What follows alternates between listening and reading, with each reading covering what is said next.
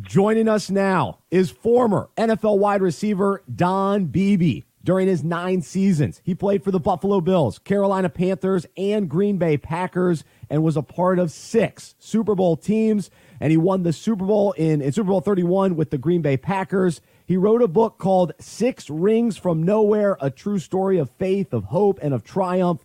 We're going to hear all about his journey today. Don, thanks so much for joining us. How are you? Bryce, it's great to be here. Thanks for having me on. All right. Well, we're psyched to have you, and we're going to jump into your story in just a moment. But I was just curious. You were known for your speed, and you came from a small school to surprise people in the NFL. And so what wide receivers in the league today do you identify with and enjoy watching? Well, actually, they're my son. That's right. That's right. It's funny you asked that. I have to say him, right? No, he's actually a rookie with the Minnesota Vikings, and we're just praying that the Lord just gives him a platform at that level that he can tell his story too, because he has quite the story himself. But there's a lot of guys that are just great players. I mean, and I was fortunate to play with some great ones, and I just enjoy watching guys that are humble guys that love to play and to bring all the attention to others than themselves. And I enjoy watching those types of players. Well, you mentioned the Minnesota Vikings. Adam Thielen has been one of the best wide receivers this year, and so I'm sure you follow the Vikings closely. What have you thought of his game and his unique story? Well, let's just talk about both of those guys, actually. Adam and Stephon Diggs. Obviously I know a little bit more of the inside of who they are from a character standpoint and their personalities, and because of Chad being their teammate, and I can't rave more about those two guys. Obviously they're both top 5 in the league, top 10 in the league, and Adam, you could say he's number 1 in the league right now. Yeah, he's putting up stuff that's never been put up, even by Jerry Rice, which is saying something. But they're better, but they're just as good, if not better. Really good guys. I just remember when Chad scored his first touchdown in the preseason game, who went over and got the game ball for him, and it was Stephon Diggs. Wow. I mean, who does that, right? So, I mean, that just tells you the character of those two guys, and Adam has been a real good mentor to Chad, and I couldn't, as Chad's father, I couldn't be happier with the organization and the players that he is with right now. Oh, that's cool. Well, so what's that dynamic been like for you, just as a dad, but as a former NFL player, watching your son and wanting to be an encourager, but also having the insight of knowing how the NFL works and all that sort of thing? What's that balance and dynamic been like with that relationship with your son? Well, it's been great because we talk virtually every day, sometimes 2 or 3 times a day. Cool. And it's I just have a really special relationship with Chad. I've trained him since he was 5, so I was more than just a father. I was also his trainer. I was his high school coach. So we had a different dynamic of just being father-son. And I've always told him, listen, when I'm on the field, I'm coach. When I'm in the car driving home, I'm dad, So, and now, it's just great to be able to, to see, as college coaches and now professionally have that ability to coach the kid that I had when he was younger, coaching him. And it's just a thrill for me my wife gets really nervous. I kind of tend to get a little bit more nervous as a dad than I was a player. As a player, you felt like you were in control of the situation, and you could just go out and do your best. When you're sitting in the stands, it's a little bit difficult. That's right. But I trust him, and I just trust the Lord. That every time he's at a tough situation, I always say, "Do you love the Lord?" And Chad will say, "Absolutely, Dad." And I said, "Does he have your back?" Of course he does. I said, "Then what do we got to worry about? Nothing." Amen. And just go out there and just go out there and do the best that you can be.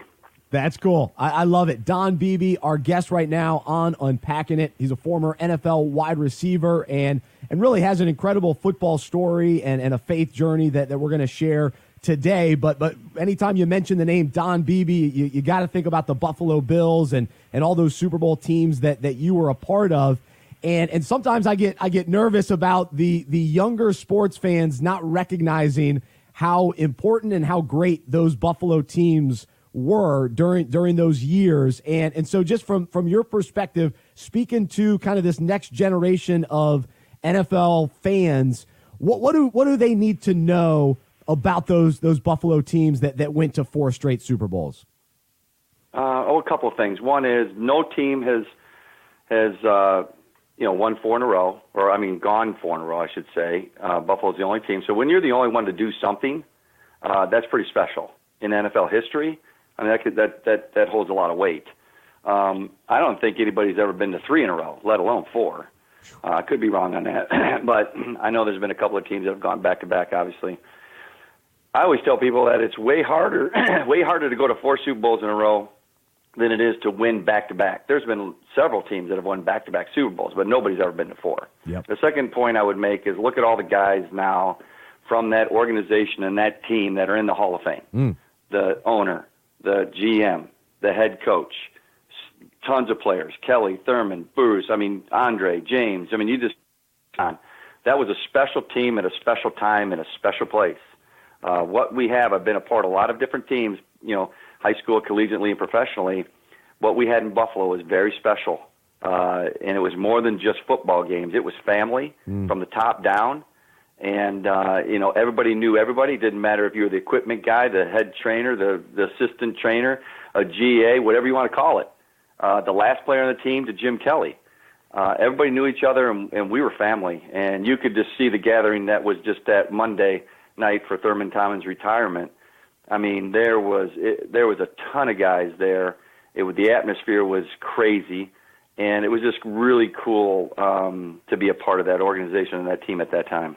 And just even today, you mentioned Thurman Thomas being recognized recently. So what's the bond like today, and how connected are you to some of those players still today? Well, that team is still well connected. We see each other probably a couple of times a year at different events, and when we get together, it's like we never missed a beat. It's like we're in the locker room every day together again.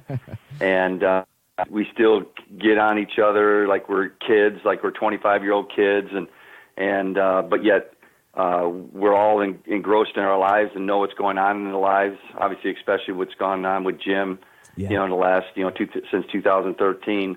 It's just when you're family, that never goes away. No. It just never goes away.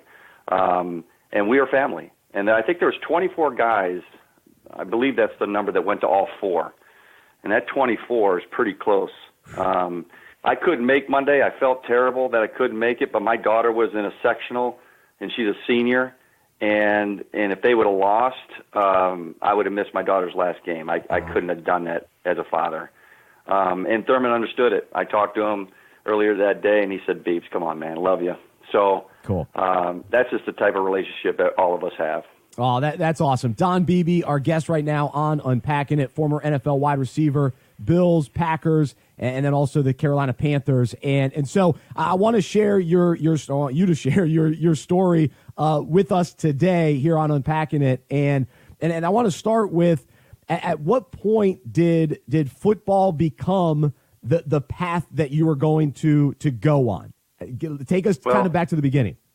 First, I knew at 7, believe it or not, I knew at 7 when I gave my heart to Christ that I wanted to play or do something special in sports. That was just me as a very young boy, extremely active. When I got home from school, I was out the door playing sports. I didn't put my thumbs in a video game or anything that was indoors. It just was not me. I was out playing sports. So I knew at 7 I wanted to do something. As I went through high school, I didn't like so much football. I liked it playing in the backyard, but the contact part of it, believe it or not, I was kind of hesitant about. So I didn't want to really go off football. We weren't very good in our high school. Our high school program was really bad. And then my dad kept forcing me to go off football. He said, "You either go off football or you're going off for cross country." Well, I can't run more than 100 yards, so I was stuck with this football thing. And thank goodness for dads that understand biblically how to be a father. I see so many dads today, forcing their kids to do something when it's not right and it's not in the will of God, or keeping them from something that might be where that kid's gift is. So I see both sides of it. And my dad saw a gift in his son at a very young age, and he said, "No, you're gonna go do this." And so it was my senior year. We got a new coach in at Canelan High School, and he instilled the love of football to me. And from that point on, I wanted to play in the NFL. Wow. yeah, so to me, it's a long story, and I know we have some time, so I'm going to kind of give it a short Reader's Digest version of it, Bryce. Yeah, please. Because it is a long story, and I'm very fortunate nowadays to be able to go out and share this story publicly all around the country to businesses and church and functions and whatever it is, and I really enjoy that. I mean, it is, and I say this a lot of times when I speak, there's two fears that I have in life as I was growing up, and one of the fears I've already said was contact, getting hit, and the second one was public speaking. For me as a young kid, to pray in front of my family, to stand in front of a classroom would have been virtually impossible. I was so introverted and shy, but God knew that He was going to have to change me, and He did in both aspects. And now it's become my passion, both of them. Oh, that's awesome. Yeah, and that's only God, believe me. So I out of high school, nobody really came after me except a Division I 2A school at that time was Western Illinois, and they were the only school that gave me a full ride scholarship. And as a father and a parent, I mean, that's everything. Getting your kids college paid for. That's right. 19, who cares? 18, right? So I go there. I go down to the 2-week camp, and I went at 165 pounds, and it was a really hot summer. Our coach was the ex-Marine drill sergeant. This was his first year coaching football, and it was like going to boot camp, and it was awful experience. Still probably, arguably, the worst 2 weeks of my life. I lost 21 pounds. I couldn't eat. I was homesick. It was just an awful experience. Now, a lot of that is I wasn't ready really to leave home to go away to college. I wasn't ready for the college scene. I was girl sick. I've been dating this girl in my junior year in high school. Met her in kindergarten. She's now my wife of 4 kids. So I love it. I mean, I left. Yeah, I know, crazy. I left, went back home, and dropped out of school completely for 3 years. Wow. I mean, I know, crazy. And then after 3 years, I felt that itch to go back because I had such a bad taste in my mouth after that 2 weeks. I had an itch to go back and play this football, and I felt the Holy Spirit keep saying, go back, go back. And I was like, Lord, what do I do? Where do I go? Well, out of the blue, Western Illinois calls me back 3 years later. Now, who does that? I mean, think about that for a second. Why didn't they call the first year or the second year? Well, God knew I wasn't ready. But third year, the 3 years later, the coach calls me and tells me, they'd like to have me back, but he said you only have 2 years left because my eligibility clock had started, and I didn't know that. Oh. So I went back for the 2-week camp again in 1986 because I graduated from high school in 83. And they told me I was ineligible for lack of transfer credit hours because I picked up some night classes at a JUCO. And again, I didn't know that. So now I had to leave that school, go back the spring of that following year with now only 1 year of eligibility with a passion and dream to play in the NFL. Now, give me a break, right? I mean, that's crazy. So I played. I landed up getting the starting job during the spring drills, and my NFL career actually started before my college career ever got off the ground. Whoa. I had a pro scout come through Western Illinois, and it was pro day, combine day, and before I had ever played, they were running the 40-yard dash, the guys that were going to be seniors. Well, that was me. I wasn't even invited. I just happened to walk out of class, walked into Western Hall where they were running on the indoor track. Again, Holy Spirit lead me into that facility. Yeah. Because I wasn't even invited. And so I went up and asked the coach what was going on, and he told me 5 scouts in the NFL are here doing, timing guys that are going to be seniors in the 40. I said, well, man, I'd like to do it. It'd be kind of crazy. It would be awesome, And coach said, well, you're not on any film, Don. It's no big deal. And I said, no, I'd really like to do it. It'd be kind of cool. So he asked the Dallas scout, and the Dallas scout says, yeah, let him run. Who cares? I was in jeans, shorts, and sandals, typical college attire, in a tank top. And they were not going to let me go back to my dorm room and get my shoes, my running shoes, and they weren't even going to let me warm up. So I kicked off my sandals and jean shorts without warming up, got in line, and I ran down the track pitter-pattering barefoot and ran a 4.32. Oh. And that set the all-time record on that track. Now, at that time, Bryce, I had never been timed before, so I had no idea what I could run. Whoa. And after I got done, that scout with the star on his chest came walking right over to me and saying, what's your name? I said, Don Beebe. Don Beebe, what number are you on film? I said, well, I'm a fifth-year senior. I've never played before. And he starts laughing.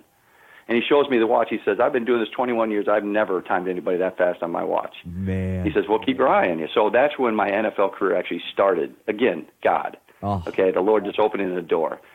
So I had a great year at Western, but then I had a decision. Was I going to enter the draft or go to an NAI school, really small schools in the country, which I knew nothing about. But I had to transfer within that 3-week Christmas break to be eligible for the next fall. Crazy story. Yeah. I decided I was going to go one more year because I was probably free agents just don't hardly ever make it. Hardly. Okay. And I might even not guaranteed even a free agent shot up until this point. So the Lord led me to this place called Chadron, Nebraska. I never knew where Nebraska was. Being from Chicago, I knew Nebraska was west. Okay, but I had to get out my atlas. Of course, they were road atlases back then, Right. and see where Nebraska was. And it was, I was looking around Omaha and Lincoln and used to, all kinds of things, like movie theaters and just people in general. But no, it was in the northwest corner, 2 hours south of Mount Rushmore, in the middle of nowhere, Nebraska. And I was like, oh my gosh, there's no way I'm going out there, Coach. Because he called me and asked me if I'd go. And the reason I went out there is he recruited me when he was at Western Illinois 5 years previous, and now he's the head coach out of Chadron. And I said, Coach, there's no way. I'm engaged to be married now. It's 15 hours away from home. I can't do that. I got to go to a school that is the NFL Mecca, right? That they're going to notice me. Well, how in the world is anybody going to get a notice from Chadron State, Nebraska? Only God. Okay, only God. So I go out there, complete faith that the Lord was going to take care of me and my wife, because we had no job, we had no income, we had no place to live when we trekked out there, but we had complete faith that God was going to take care of everything. And before we woke up, an elderly lady knocked at our window of our door to our car, because we were in the car spending the night in a car in the football parking lot because we didn't have any money to buy a hotel room. So she was the nicest lady we still probably have ever met. She found us a job because she owned the drugstore with her husband downtown and a place to live, what they call mother-in-law houses of a friend of hers. And before we woke up, God took care of all that.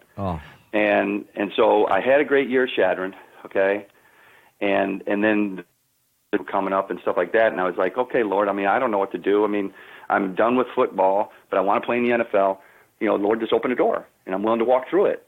Well, lo and behold, a guy by the name of Bill Giles, who's a combine scout, not for one team specifically. He's a combine scout, which his job is to go around the country, and his region was the Midwest, to help find the top 300 players in all of college football. Now, it's all the Division I big programs, SEC, Big Ten, you name it. And, yes, the NAI Chadron States. And to invite those guys, the top 300, to the big show in Indy, where all the GMs, the personnel of every NFL team, at 28 NFL teams at that time, back in 1989, are going to go to the big show in the dome of it, which was called the Hoosier Dome then in Indianapolis. How in the world is a guy from Chadron named Don Beebe, looking like me, going to get invited to this thing? Only God. And so a couple weeks later, he put me through a workout until his dying day. He never told me what it was, what I ran, or anything, but he looked at me at the end of the workout and he said, Don, I've been doing this 32 years. He's an older guy, obviously. And he said, this is the best workout I've ever put a guy through.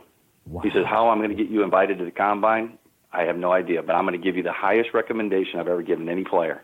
Whoa. And I was like, man, thank you. So 2 weeks later, I get this letter from the NFL inviting me to the combine. Come on, tell me that's not the Lord, So I go to this combine, complete unknown. Nobody even knew who I was. I was talking to some teams through letters, which is this form stuff. They really don't even know you. But I go in there, and I didn't know that I needed an agent. I didn't know I didn't have an agent. I didn't know what an agent really was. And my roommate was Mike Barber out of Marshall University. Okay, so I go to the room, and then all of a sudden somebody knocks on the door. It's the concierge of the hotel. And they had 2 shoeboxes, Nike shoeboxes, and he goes, these are from Mike Barber. And I said, oh, okay. So I took them to Mike, and I go, what are those? Oh, those are the track shoes I'm going to run the 40 in tomorrow. I was like, oh, agent, track shoes? What are you talking about? He goes, you don't have any agent? You don't have any shoes? He goes, what are you going to wear tomorrow? And I looked down at my feet, and I said, well, these are the shoes I walked in the building. These are my old high school fishing shoes, old ASIC fishing shoes. Oh, my gosh. I said, that's what I'm going to run in. He goes, you got to be kidding me. He said, here, have one of mine. He was a size 12. I'm 9.5. That's never going to happen. So my dilemma, Bryce, was on my right sole, and I wish I'd have kept one thing from my whole story, was these shoes. The right sole on my right foot, it was the sole was halfway unglued. So when I walk, it flopped. Oh, my goodness. So my dilemma was I going to wear a rubber band, try to rip the sole off? I chose to just run it flopping. Well, I ran a flopping 40, and I ran a 4.25. And at this time, I did not know this. okay, until Bill Polian, who used to be the head of Bledsoe, who used to run the combine years ago. Oh, yeah. He told me this 5 years after I was retired. He told me this. He says, Don, he says, and I was at the combine sitting with him at the box with him and Tony Dungy, and we're just talking, and he goes, hey, Beebs, you know you still hold the record. And this was like in 2003 or whatever. I said, record? I said, what do you mean? He goes, the 40-yard dash. I said, what? He said, yeah, you and Dion ran a 4.25 in 1989. That record still stands. I said, you got to be kidding me. I did not know that. Oh. Now, the reason I bring that up is certainly not to say anything about me, but is to say what God did for me. I mean, what an amazing feat of a kid that came from nowhere, run the fastest 40 time in NFL history with a flopping fishing shoe. I mean, that's crazy, you know? So to say the deal, when I got home, Bryce, I mean, the L.A. Raiders, it was L.A. at that time, and the Green Bay Packers were literally on my doorstep of a place that was like, 600 square feet. It was just a Munro house. They were on my doorstep. How they found the place is, amazing thing in itself. That's right. That's a miracle. And I had, so there's 28 teams, like I said. I had 21 personal workouts.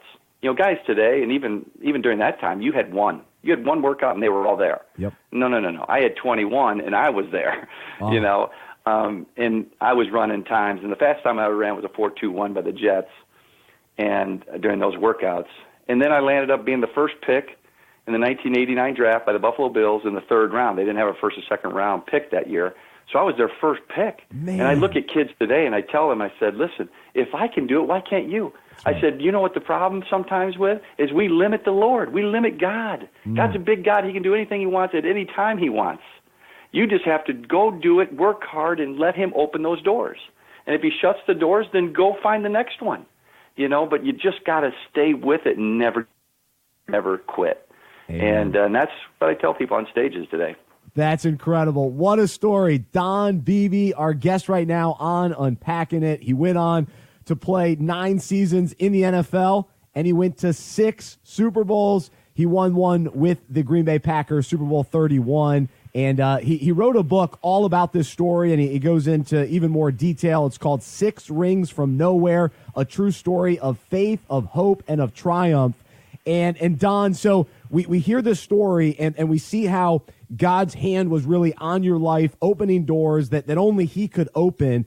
And so now all these years later, when you look back, why do you think God called you to the NFL? Why do you think he wanted you to be there, and how did he use you in that way? Well, first of all, as an NFL player, it automatically gives you credibility, which, right or wrong, it's just the way it is.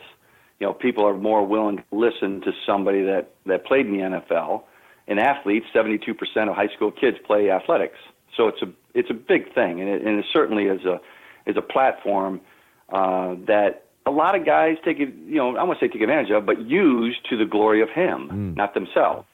And so it's funny because when I always was a Christian. I mean, I've never known my life of not knowing the Lord. I've never wanted to walk away. I've never walked away.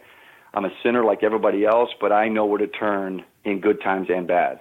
Amen. And so when I got to the NFL, I was, like I said, extremely introverted. I mean, the chaplain, I was the first pick, too. So, I mean, a lot of churches and people wanted me to come speak, and I kept telling the chaplain of the Buffalo Bills, Fred Raines, who's a great man of God, I can't do that at that time, or I would just come up with an excuse. And in a lot of ways, it was lying, and it's because I was so introverted. Yeah. Well, this is why we have friends, and we surround ourselves with close friends that, love the Lord and can hold you accountable. Frank Reich was my friend, okay? And everybody knows he's the head coach of the Colts now, but we were roommates for 6 years, and I remember going to my first speaking engagement, okay? And I went because Frank was going, and Frank was kind of lead speaker, and I was going to speak too, and it was an hour-and-a-half trip, and we were just driving together, and I'm telling Frank my story. He had never heard my story before, just like I just told you, and I told it within a little bit more detail. Yeah. And I told him how nervous I was, and I turned down a lot of events, and he looked over at me like any true friend of the Lord would, and he said, and friend of you, he said, Beebs, you need to get over yourself. And I said, and it caught me off guard. I was like, I didn't think I was, about me and conceited in that way. And I said, what are you talking about? He says, Beebs, this story is a great story. This story ain't about you. This is a story about the Lord. The Lord gave you this tremendous story. People need to hear your story. And it knocked on me, and I was like, man, he's right, Lord. And my Holy Spirit inside of me just said, I'm just going to attack this thing tonight. I'm going to love doing it. I know I'm going to be nervous and my armpits are going to sweat, and I'm just going to go get through it. And I came out of that more touched than the audience was. Wow. I mean, I was emotional. I was moved. And I got in that car, and I was so fired up. I was like, Frank, man, that was awesome. And he goes, see, I told you, man. He said, and so from then on, it got better. I mean, it doesn't change overnight, and a lot of times it can. Okay, God can do anything he wants at any time he wants. But it was a slow process, but I kept taking on more and more and more. And now today, it's a completely reversal. I can't wait to get to the stage and tell people about the Lord and my story that God's given me. And that's now how I'm, telling my 4 children. They all have gifts. Everybody in this that's listening to this right now, you've all been gifted with something. Go find out what your gifts are and use those gifts to glorify the Lord, not yourself. It's not how much money you can make, because I know a lot of people with money, they're the most miserable people in the world. I know a lot of people that have no money, and they're some of the nicest, most peaceful, gentle people I've ever met.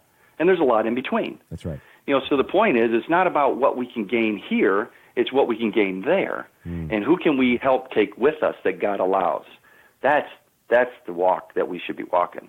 Amen. Oh, that's incredible. Well, Don, gosh, I could talk to you all day, and I'm so encouraged myself just hearing your story and just the value of sharing our story and what God's done in us and through us, and it's evident that he's had his hand on your life, and it's so cool to hear. His book is called 6 Rings from Nowhere: A True Story of Faith, of Hope, and of Triumph.